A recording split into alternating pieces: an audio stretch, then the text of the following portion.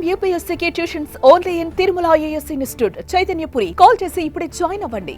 మాజీ మంత్రి వైఎస్ఆర్సీపీ నాయకుడు కొడాలి నానికి తీవ్ర అస్వస్థతకు గురైనట్లుగా తెలుస్తోంది. దీంతో గమనించిన కుటుంబ సభ్యులు వెంటనే ఆయన ఆసుపత్రికి తరలించారు. ప్రస్తుతం ఆయన యాఐజీ ఆసుపత్రిలో చికిత్స పొందుతున్నట్లుగా సమాచారం. మరోపక్క కొడాలి నాని ఆరోగ్య పరిస్థితి గురించి స్పష్టమైన వివరాలు ఇంకా బయటకైతే రాలేదు. కానీ ఈ వార్త ఆంధ్రప్రదేశ్ రాజకీయ వర్గాల్లో తీవ్ర కలకలం రేపింది. గుడివాడ నియోజకవర్గానికి చెందిన ఈ సీనియర్ నాయకుడు గతంలో వైఎస్ జగన్మోహన్ రెడ్డి ప్రభుత్వంలో మంత్రిగా పనిచేసిన విషయం మనకు తెలిసిందే. కొడాలి నాని గత కొంతకాలంగా రాజకీయ కార్యకలాపాల్లో తక్కువగా కనిపిస్తున్నారు. ఆరోగ్య కారణాల వల్ల ఆయన రాజకీయాలకు దూరంగా ఉంటున్నారని సోషల్ మీడియాలో కొన్ని పోస్టులు వైరల్ అయ్యాయి.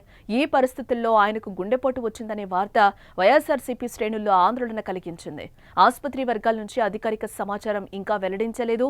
ఇక ఆయనను వెంటనే ఇంటెన్సివ్ కేర్ యూనిట్ లో చేర్చి చికిత్స అందిస్తున్నట్లుగా తెలుస్తోంది.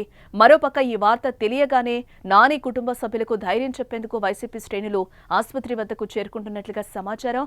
అయితే గతంలో కూడా ఇలానే కొడాలి నాని తీవ్ర అస్వస్థకు గురయ్యారు. గతంలో తన నివాసంలో నందివాడ మండల వైసీపీ నాయకులతో మాట్లాడుతూ సోఫాలోనే ఒక్కసారిగా కొడాలి కుప్పకూలిపోయారు. దీంతో అప్రమత్తమైన నేతలు గన్మెన్లు సపర్యలు చేసి వైద్యులకు సమాచారం అయితే అందించారు. అయితే కొడాలి నాని అతిగా ఆలోచించడంతో ఆరోగ్య సమస్యలు తలెత్తాయని, జాగ్రత్తగా ఉండాలని వైద్యులు సూచించారు.